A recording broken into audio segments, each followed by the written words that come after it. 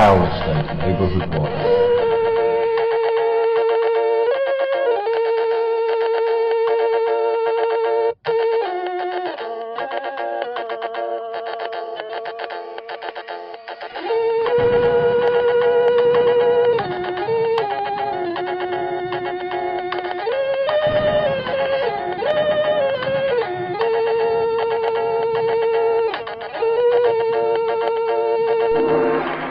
You're listening to the Powell Estate Neighbourhood Watch. I'm your host Grant, and with me as ever are my fellow watch members Matt. Hello. And Graham. Hi. So, this episode we're settling in for Doctor Who's very first Christmas Carol, as our mutual friend the Doctor experiences some hard times in a bleak house. Yes, we're discussing The Unquiet Dead. Just to start off with a little bit of background, The Unquiet Dead, it was written by Mark Gatiss, his first for the series, and directed by returning director Euros Lyn, who directed previously The End of the World last week, and was first broadcast 9th of April 2005, with a viewing figures of 8.86 million. The Doctor and Rose travel back to Cardiff in 1869, where a funeral parlour run by Gabriel Sneed and his clairvoyant servant girl Gwyneth contained corpses which had been animated by mysterious blue vapour. Sneed and Gwyneth kidnap Rose, and the Doctor teams up with Charles Dickens to track her down. In the funeral parlour, the group is reunited, and the Doctor determines the blue vapour is the result of a being trying to cross a rift in the space-time the parlour is built on. They are revealed to be the Gelf, who animate bodies until they can build their own, and are using Gwyneth as a bridge.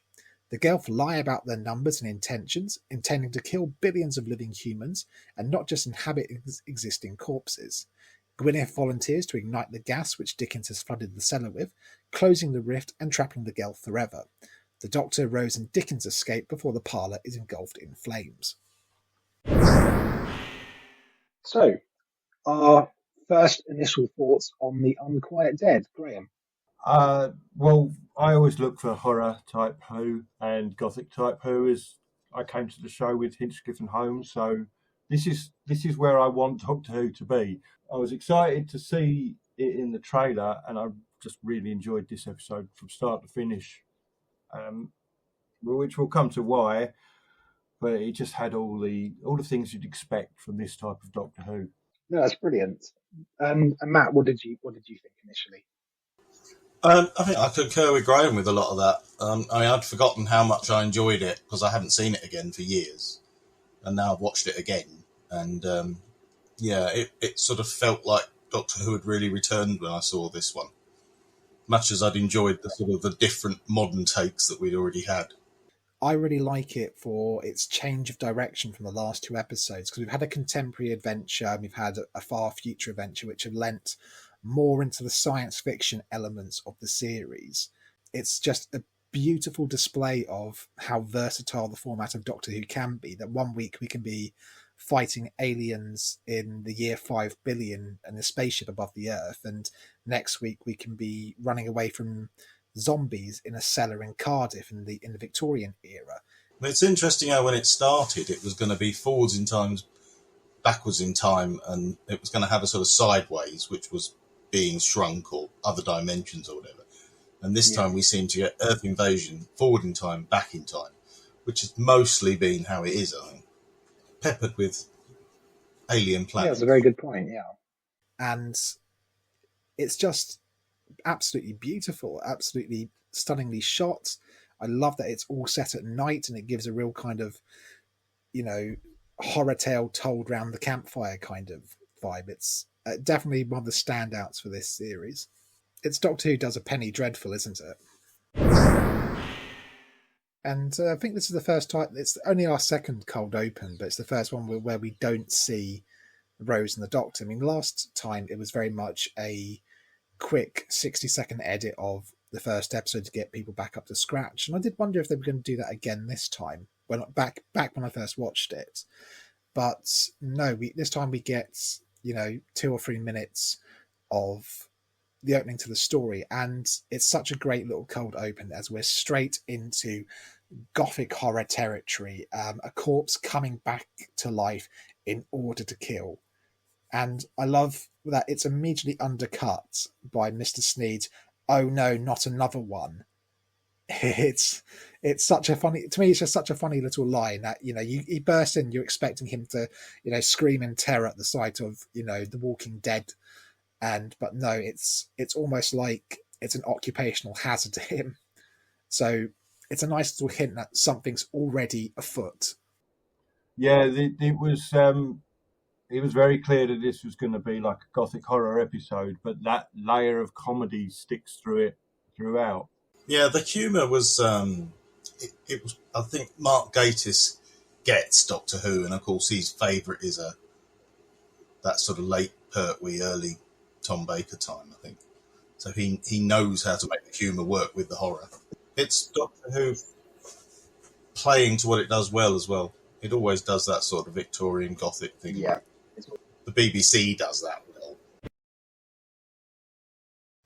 I do like the old woman walking directly into the camera as her face turns blue and starts screaming. That's, again, it's just something out of, a horror film, that, and it's a bit Hammer. It's a bit kind of, it's beautiful, that scream, the close in on their face, and we crash into the titles. It's a really nice transition shot as well. So after that, we cut back to our heroes in the TARDIS. The Doctor a little bit awkwardly signposting to Rose, you've seen the future, now see the past, which is Doctor Who continuing to set out its wares, reminding us that, yes, it is a science fiction series. He does have a time machine. We've seen the future. We can see all these wonderful alien worlds. But now let's go back and explore what the BBC does best: costume dramas. But Rose had she's realised what time travel means, doesn't she? She gets a speech, like it's this moment's here, and it's gone and it's finished and it never happens again. But not for you. You can revisit. I like the way they can give stuff to Rose, so it's not just endlessly the Doctor explaining things. I mean, ironically, in the old series, they never really gave, even though they had more time, they never really gave space for that sort of thing, that sort of pondering, when in fact all the companions would have gone through that at some point, would have thought to themselves, I could visit this Christmas again, or event, no event is ever completely in the past. I think it definitely gives Rose a lot more depth than sadly some of the older companions got. That's, because we didn't necessarily get this initial wonder from them. Like sometimes, sadly, stepping into the past was treated as no different than, stepping out onto the porch to collect your milk. It wasn't, or even in some cases, no wonder whatsoever, but just sheer annoyance that they happen to find themselves, a million years in the future or in the past. Like poor Tegan. I do like, just going back to the TARDIS, I do like, it's a nice little bit of silliness, the Doctor giving directions to the wardrobe, because it's something we don't really see in this era. I know Russell T Davies' attitude towards the TARDIS is very much, it's there to take you into the story and take you out of it at the end of it. It should never really be, you should never really be spending like the first 20 minutes inside of it. But I do like we don't get to see it, but we do get an expansion of the TARDIS is bigger than there's just one large room inside. So it's nice to have just even a little brief exploration of that. I do wonder though, what when he tells us to go past the bins, for some reason I always imagine like one of those giant biffa bins he's got somewhere, and it just got me wondering. No, I just saw just because I got to thinking, it's just one of those big industrial bins like I used to have at work, and does the Doctor get like the biffa people in once a week to to empty them and take them away? I do like, just going back to the Doctor getting the date and location wrong, and I think this is very much my happy medium for Doctor Who with the TARDIS. I know a lot of people come down that they like the TARDIS to always be random, the Doctor has no control, but I think this is very much my happy medium, that the TARDIS works right or wrong dependent on the plot. That if the Doctor needs to get somewhere in the nick of time, he can get there, but if he needs to end up aim for Naples, gets Cardiff for the convenience of the plot, I'm happy with that as well. That sometimes it will work perfectly, sometimes it doesn't. And I know people who come down on either side, that sometimes, you know, they want it to be either completely working or completely wrong. But I think the series gets that right. So Rose changes into a lovely period dress, courtesy of the BBC wardrobe. And we do get another little nice reminder about the Doctor's kind of inhumanity. You know, look beautiful considering you're human. So another nice, just another subtle reinforcement to the audience that this is an alien. So we jump back to Gwyneth and Mr. Sneed, and we get the first exploration of her having the sight, second sight. And it's really nice that this story is exploring a lot of, you know, phenomena through that kind of, as we keep saying, penny dreadful Victorian Gothic horror lens. That she's got the second sight. You know, there's almost a tie to witchcraft there. It's not necessarily treated in a science fiction sense that, you know, she's telepathic or psychic. It's she has the sight. You know, it's more of a kind of witchcraft almost angle. Instantly, I really, really loved her little chemistry and interplay between Sneed and Gwyneth. I liked the interplay between Sneed and Gwyneth as well. It was he was very not quite casual about what was happening, but he was seeing it very much in terms of the reputation of the firm, and always with a quip. Whereas Gwyneth was, it's unholy. You know, she was taking it much more in that sense, which I quite liked, because it's a very, you know, it's obviously a very dark, scary thing, and it gets nicely underplayed, I think. Yeah, so at this point, we are pretty much 4 minutes into the story, and we've got a body count of 2. And that's just so gloriously Doctor Who, isn't it? Now, before the titles roll, Yes. 2/3 of the people we've seen on screen are already dead. It's possibly cheating to count the bodies when we start in the funeral parlour. Possibly so. There is an advantage there for this scene, really. I mean, I think the granny was dead before we got there, wasn't she? Yeah, I am cheating a little bit. Yeah. I'm not letting you get away with it. Just this time, yeah. So Gwyneth and Sneed are off out into the world, and at this point, I believe we cut straight to Dickens in his dressing room at the theatre, and he doesn't seem to be in the best of health. He seems a man, you know, who it's almost like life has run out on him. He has no more spark or light or drive left in him, and he's going through the motions. Yes, Gatiss has done his research. Yes, definitely. You can tell he's a big time Dickens fan. That's brilliant casting. Absolutely. I can't think of anybody else as Charles Dickens ever now. Yeah, Simon Callow. Nor can he.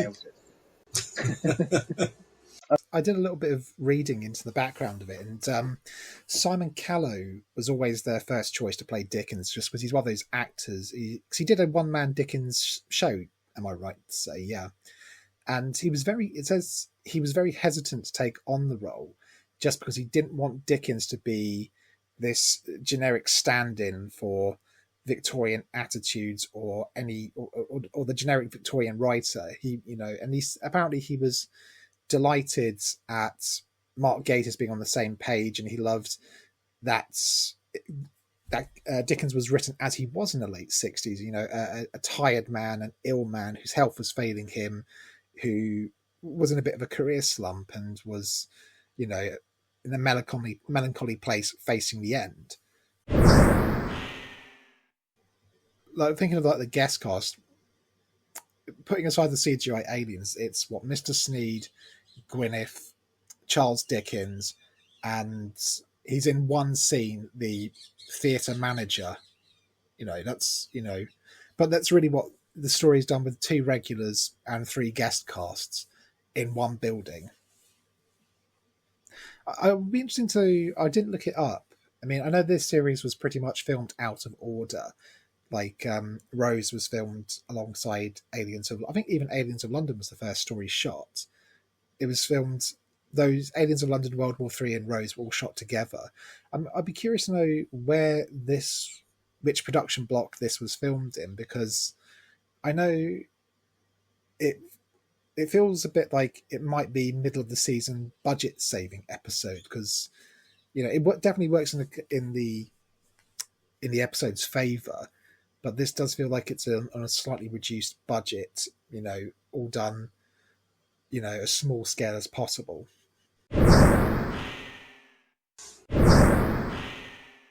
But yes, so Rose looks absolutely lovely in her new dress, and they step out into what they think is Victorian Naples.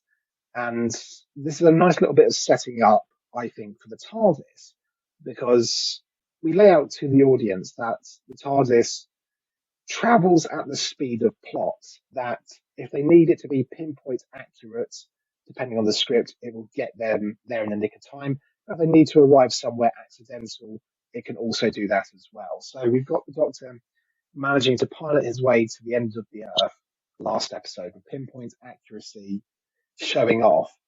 But this time round, he totally misjudges the year, misjudges the country. So the Doctor and Rose are having a jolly old time strolling through what they think is 19th century Naples. Rose is absolutely unfazed when the Doctor says, okay, I got the year wrong. Totally unfazed that he got the country wrong, but stops in absolute horror when she realizes he's taken her to Wales. They hear suddenly a scream coming from a nearby theatre, and the Doctor is ready to leap into action. This is what he comes looking for. Trouble.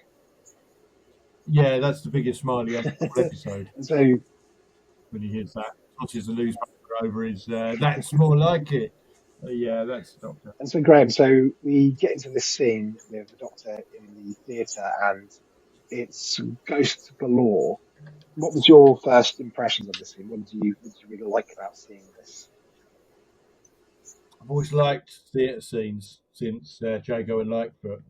This was a really good one. The special effects I thought were excellent at this point, and it was complete chaos. Which I love a bit of chaos. People running and screaming, running into each other, running over each other, and all the time these ghosts circling. I thought it was great. And Matt, yourself. I like the way that Mark Gatiss had remembered his making of Doctor Who by Malcolm Oh, Holt, yes. because he's immediately split up the Doctor and Rose and taken the plot in two different directions, which is just such a Doctor Who thing to do, given both their own storyline. I do love the kind of juxtaposition of Dickens giving his performance on stage, as well as this relatively fresh corpse sitting in the audience. And yeah, so at this point, Sneed and Gwyneth come back into the story, and they manage to bungle the departed Mrs. Redpath into the back of their hearse, and Rose sadly ends up coming along for the ride, courtesy of a chloroform mask from Mr. Sneed. And again, it's one of my favourite Doctor Who tropes. The companion is inevitably kidnapped, and the Doctor must give chase to try and rescue them. But this time, he is joined by Mr. Charles Dickens, who is a little annoyed at the Doctor forcing his way into his cab.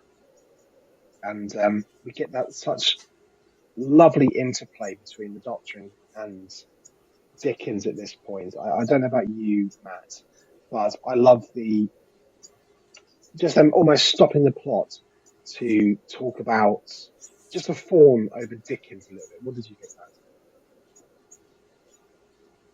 Yeah, it was a lovely little moment. I'm not sure we'd have got it in the old series either. So it was nice to see this sort of modern touch to it that cares more about feelings and rather than just action. And it refers to Signalman as his best short story ever written, which I think it's an accolade it probably deserves. Charles Dickens was involved in a train crash in Staplehurst towards the end of his life, and that did give him a certain malaise for the rest of his life, which was what the Signalman came out of. So it's Yeah, so it's all nicely tied up there. He could never travel by train again after that. It's a good comic scene without being lots of wacky jokes. It's just a nice kind of sweet conversation that's punctuated with Dickens not understanding the Doctor's phrasing and suddenly becoming more willing to chase this hearse when the Doctor Yeah. flatters him a bit. Yeah, that's lovely. It's nice to have a point at this stage to have them touch base, because Dickens' character goes through quite an arc. But Dickens changes a lot in the story, so it's good to have a conversation with the Doctor at this point so that they can compare it later in the episode. I also think it kind of helps that for some of the audience, especially the younger audience, some of them may not actually know who Charles Dickens is. I think it's something we all take for granted. But, you know, I'm sure some school-age children may not necessarily know who this figure is. So it's nice for the Doctor to riddle off some facts and for the Doctor to show enthusiasm for them so they could be invested as well. Oh, the Doctor really likes this person. We should really like him as well. Well, I may be wrong, but I think they actually tried to get the history right in New Who. I recently watched Time Lapse, actually, and the treatment H.G. Wells gets compared to the treatment Charles Dickens gets is a world apart. Yeah. As that was your first story. Oh, yes, very familiar with Time Lapse. So I was going to say that's the last time Doctor Who bumped into an author, and the Doctor absolutely fucking hates him. Yeah, but that was a difficult time for Doctor Who there. The child is so much more. I mean, they treat H.G. Wells sympathetically, but he's a naive young man whose Doctor's leaving a big impression on him, isn't he? Whereas Dickens is at the end of his life, and he's done his greatest work. H.G. Wells in that was a blank sheet of paper, whereas Dickens is a fully rounded character. Absolutely. But let's talk about something slightly more alive, which is Rose being locked in a funeral parlour with a dead old woman. At this point, you know, the Doctor and Dickens have forced their way in, and we get our first proper look at, you know, the quote unquote villains of the story. With the Gelf, they appear briefly to the Doctor to plead for their lives. And that's a lovely little effect. It's going to be a recurring theme how much I love some of the special effects in this story, because they're quite chilling in their execution. I think we've reached the seance. Yes, we have. That's exactly where we've reached. So the Doctor, Rose, Dickens finally sit down for a lovely bit of, you know, exposition. For the past couple of weeks or months, the dead have been slowly coming back to life, and Sneed gives a bit of a potted history that replaces a history of ghost stories and supernatural occurrences. This works into like a really nice bit of characterization for Dickens, that his reaction to this is not necessarily one of fear, but more or of disbelief, but more a case of it gives him a sort of existential crisis, and it's left to the Doctor to sort of comfort him when he asks the Doctor, has he wasted his life because life is not what he thinks it is. The Doctor has to reassure him, life is what you think it is, but there is extra bits to it. And so, Matt, handing over to you first, what did you think of this little scene? I like the fact that they casually drop in a seance, which we would all scoff at, but the Doctor's treating it as a serious way of contacting an extra-dimensional creature. So in other words, it's giving that Doctor Who scientific explanation to something supernatural, or something just that's a sham, as we see it. I suppose we do get a little bit of, you know, rationalisation to it, that because he casually drops into that Cardiff is built in a big space-time rift, and Gwyneth being born so close to it has kind of bled through into her, and, you know, mutated her slightly to the point that, you know, she has these burgeoning psi powers. So there is a little bit of rationalization to it, but it doesn't take away from, you know, the unearthly aspect of the story. So I think this has been a recurring theme with all of our conversations about the last two episodes is Rose's ability to look at the smaller picture whilst the Doctor's distracted. So I'm sure we all love this little scene next of Rose and Gwyneth talking in the scullery and kind of realizing that, their lives are very similar, but their lives are also very different. It's a nice little bit of culture shock. So, Graham, what was your first impressions of? I just was totally absorbed in that chat. It's just like I liked Rose more after this chat, and I absolutely adored Gwyneth. Just wonderful characters, and it just all came out of them, who they are, how different they are, and as you say, where their similarities are. They're only separated by 150 years, but they're working class girls. And they're leading such different lives, and it's kind of Rose draws Gwyneth out a little bit. Gwyneth makes Rose think a little bit. I thought it was brilliant scene. I liked it. I saw a play called Translations, which a friend of mine did in Amdram, and it's set in the time of the potato famine, and it's about an English soldier and an Irish girl who fall in love with each other, but neither of them can speak the other's language. And that's what Rose and Gwyneth are being a bit like. They're finding common ground, even though they're not. Gwyneth certainly doesn't understand half of what Rose is talking about, or lives in a completely different world in moral terms or whatever. My favourite moment is the big bad wolf. Oh, yes, it's certainly the most blatant referencing we've had so far. Another big theme of the series is us being drip-fed information about the Time War. Now we're getting to see, the Gelf who have been left a displaced people because of the war and possibly of the Doctor's actions. And we get the lovely little back and forth between the Doctor and Rose about the morality of letting the Gelf take over the dead. I'll hand that over to you first, Matt. What did you think of the argument? I think if I was Rose, I'd have wanted to ask a few terms and conditions. So it's like, are you going to let them walk around? Because that's really not going to be very good. If they're sort of if they're buried when they inhabit them, then that's okay, as long as they don't start climbing out. But yes, it's a little bit of character for Rose, as in she's not just gonna swallow what the Doctor says. She's going to stand up for what she thinks. I can also see the Doctor's point, but there's a little bit of the Doctor's alienness showing there. And if it was the Time Lord being asked to do that, he might not be quite so keen, because we have seen that sort of arrogance from him and them in the past. That's a very good point. But also, maybe there's some of his guilt there, because he knows he might have put them in this state. Yeah. Maybe that's why he's so keen. What struck me most is that, and again, this differentiates Rose a lot from certain other classic companion tropes, in that she is in awe of the Doctor, but she doesn't treat him with reverence, that she is willing to stick up to him.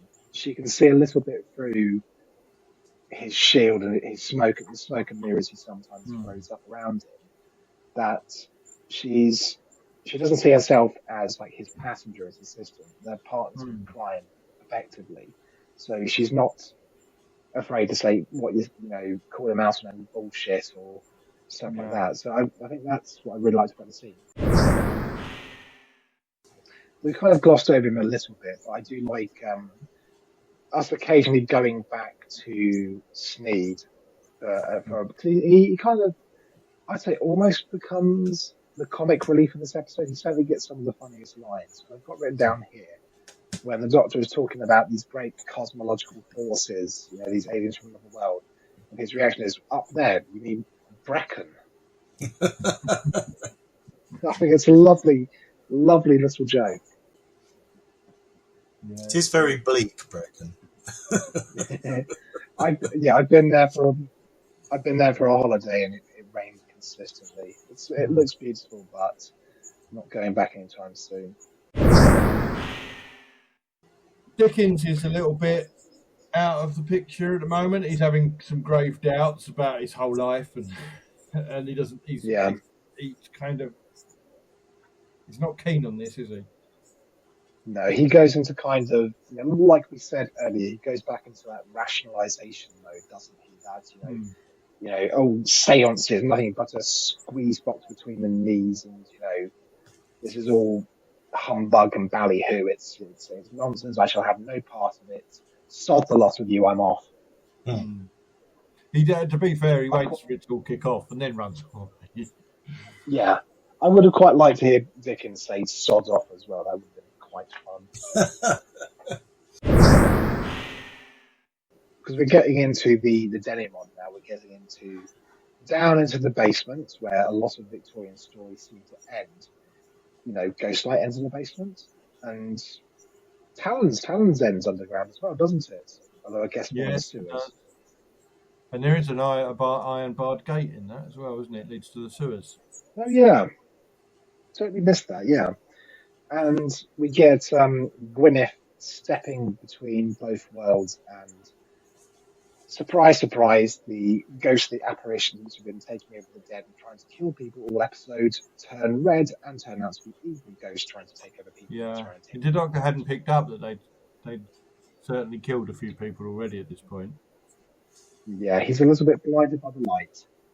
Yeah, it's very nice to see the Doctor get things wrong, I think. I think it's quite nice to see him that sometimes he can be an idiot. He can make mistakes. He can misjudge people. He can go down totally the wrong avenue.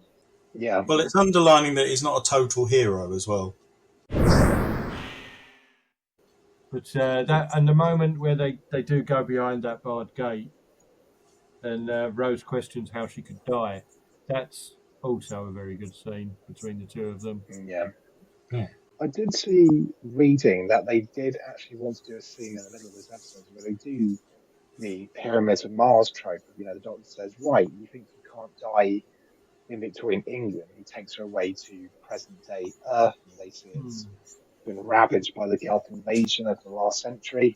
But they realise, one, that would have completely killed the pacing of the story, and two, they had nowhere near the budget to actually do that, to show a ravaged future London, that's been exterminated by the Gulf.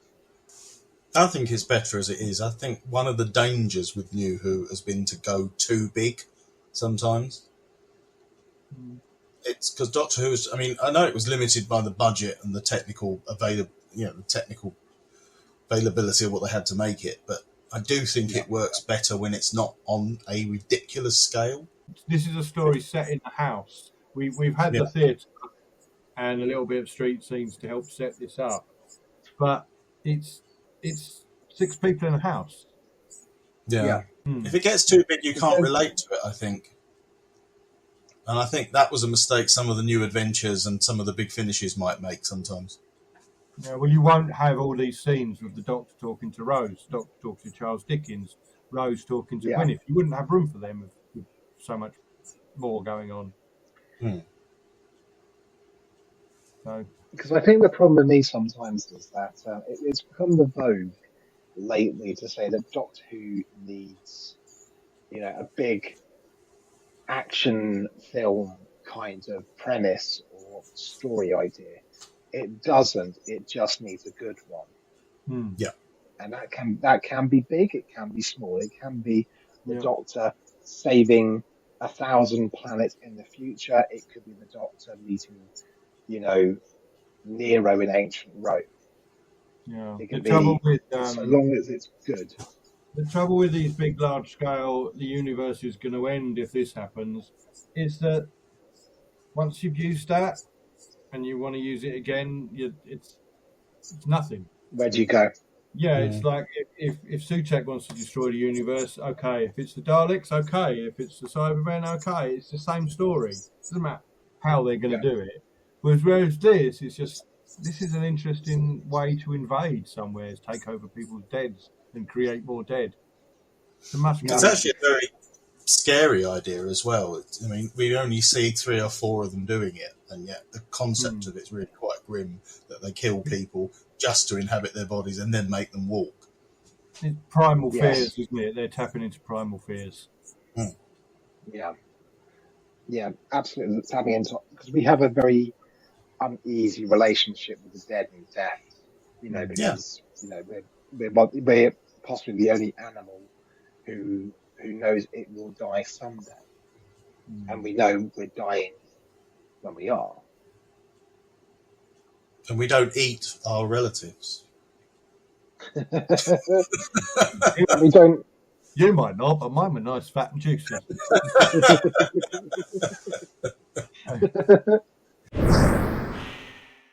When Dickens does see it all kicking off and he just runs away. Yeah.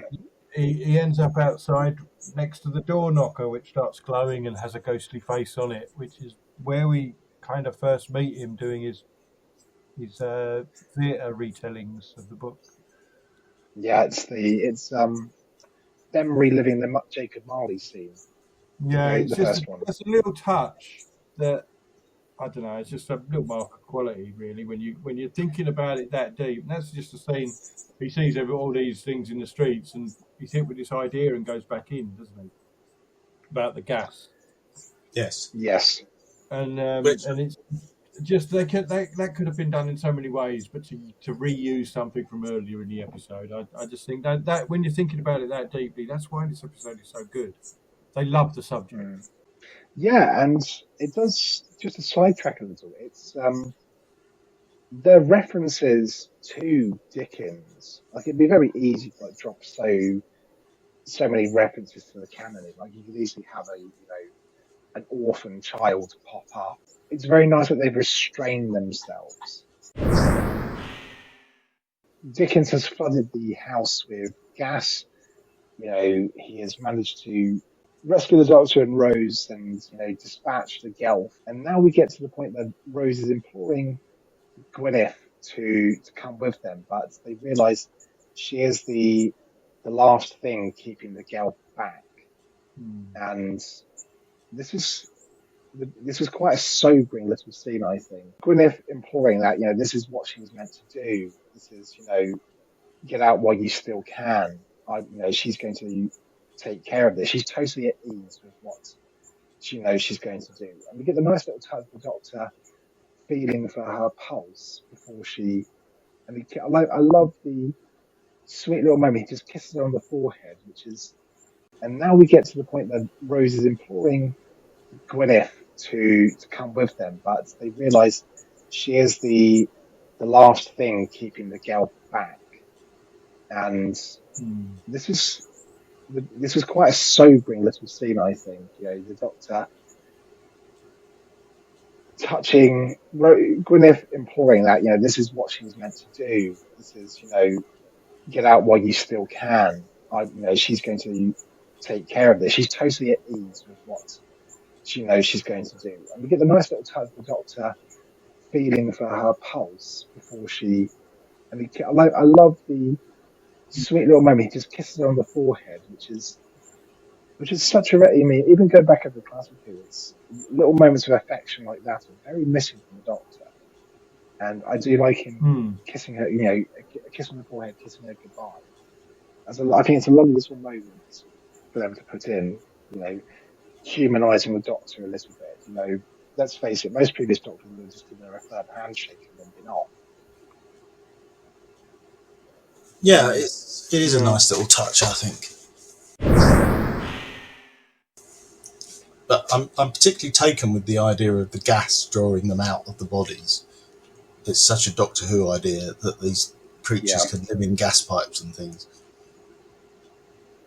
It's maybe when they talk about when they were coming up with Fury from the Deep, that seems to be their original idea, things coming out of the gas pipes because everyone had just converted to North Sea gas.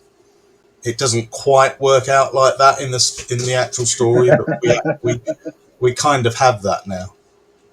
Yeah. It's very clever. I really like it. I think it's a very kind of clever fallibility to give the alien. I think it's when they're surrounded by other gas, they can struggle to lose their form. They can struggle to lose control and just, be lost in the mix. Gives them an intangibility. There must be a specific type of gas, weak potentially compared to Overthinking it. Well, oh, you're right. And then I've got to edit it all out. So, no, you're right.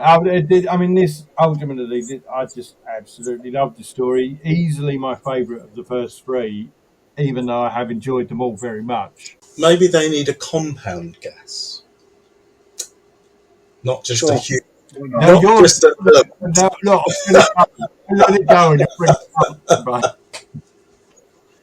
Don't stop. CO2 might have done the job just as well, but there's not enough of it in the atmosphere for them. What is the gas in the gas pipes? It's just called Methane. gas. What gas? British gas. It's methane. Made by driving the gas off of coal in those days. But why doesn't it? I thought it was odourless and methane's not odourless, is it? I can't quite remember the difference, but when they made it out of coal, it did smell and was poisonous. And since they switched to C gas, which is natural methane, they have added a chemical to make it smell. And it isn't poisonous, and it can suffocate you. People have said that about me. I was going to say, you do get to wondering, could they have possibly been defeated by a particularly large guff? Would that have been enough? Lowering the If it was being made in the next episode, that might have happened. However, I am going to research gas before the next podcast now, because now I'm curious. That's your job. That's your job for next week. So, the world is saved, and Sneed's funeral home goes up in flames. And I think this is the only criticism I have of the effects in this episode. That the flames in the burning wreckage of the house don't look brilliant in the cold light of day. They copy pasted the same fire in about 4 or 5 times and almost burning in sync. But that's my only minor criticism of the effects of this story. The rest is absolutely beautiful. And now the real meat of the end is the Doctor and Rose's final conversation with Dickens and then about Dickens. So Dickens has had his kind of faith in his joie de vivre kind of renewed, and he espouses to the Doctor, he's going to go back to London, he's going to see his family, presumably including his mistress, and, finish off the book he's been stuck on, Edwin Drood. And I do like that. I do like his question to the Doctor, that he could ask him absolutely anything, and he just wants to know if his books are still being read in the future. And the Doctor just tells him forever. How did you feel, Graham, about that last scene with Dickens? They bookend Dickens' character arcs with chats with the Doctor, don't they, really? And it's not he's changed, it's he's himself again. And it's undercut with the fact that the Doctor tells us he'll be gone soon. But I do much prefer the way they've done this scene to the way they later on do Van Gogh, which was very sickly sweet and therapy to me. This is brilliant. It's much more understated and subtle. I was a bit surprised because it seemed to me to be sort of breaking the laws of time a bit. How do you mean? In what sense? In information. Yeah, to give him information about the future. I can only assume that he did it because he knew that he was going to be dead in a few months. So there wasn't anything he could do that was going to alter anything in Dickens' life. Yeah. It is a bit loose though still. But yeah, it made a nice ending. So Yeah, it did. I mean, I don't think it was too bad of a hint as, compared to him dropping as many, looking back at his Mark of the Rani, where he's constantly dropping train and rockets allusions to Stevenson. Hmm. And I think the Doctor telling him, I think the Doctor just, reassuring him, that his books will last forever is, because like you said, he knows he's a dying man, and he's basically comforting him before he dies.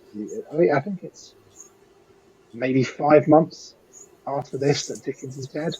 He has a stroke, I think. He's either had a stroke at this point, or he'll have a stroke early in the next year, and then a second one, which will cause. Well, we're right at Christmas, aren't we? We're right at the end of this year, and it is the very next year he's gone, and at maximum he's got a year left. Yeah, I think he dies. Absolutely. In fact, let's have a quick look. Yes, so this is 24th of December, 1869. Dickens will be dead by 9th of June. So, yeah, almost 6 months. Yeah, he's got. Yeah.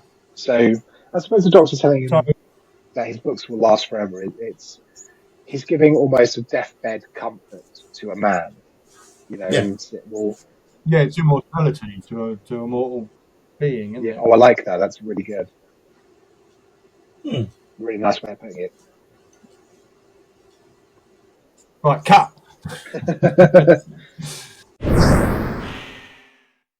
Well, I do want to flag up a little bit about Dickens' later life, because because at this point he'd long been separated from his wife, Catherine, and was actually had been with his mistress, Ellen Turner, for quite some time.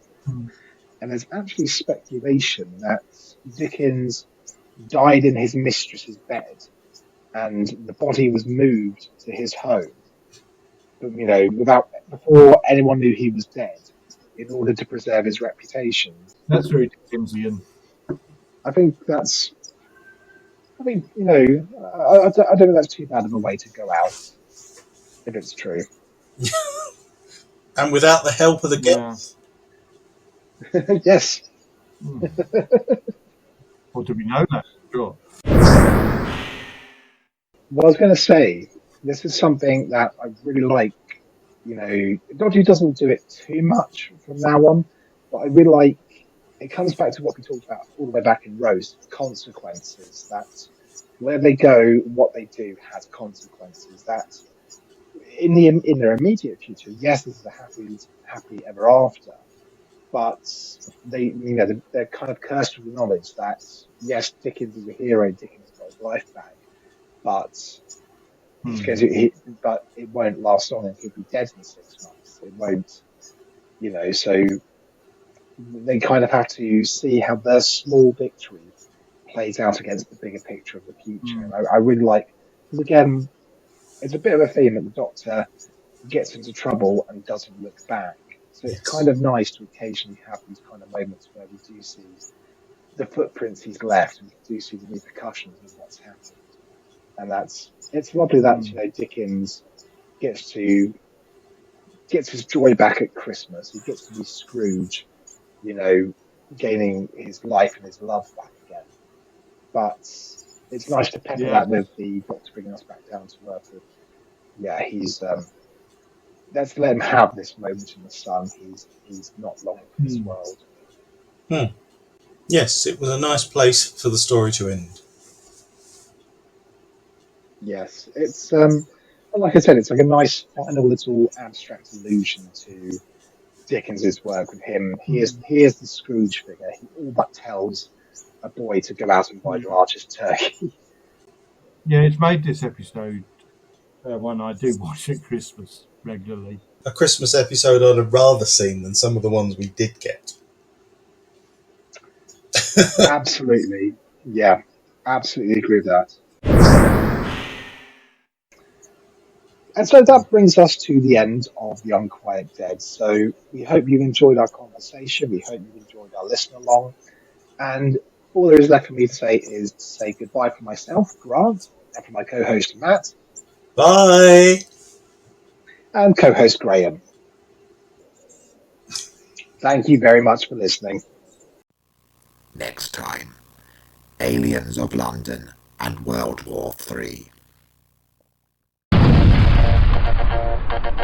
The power state neighborhood watch.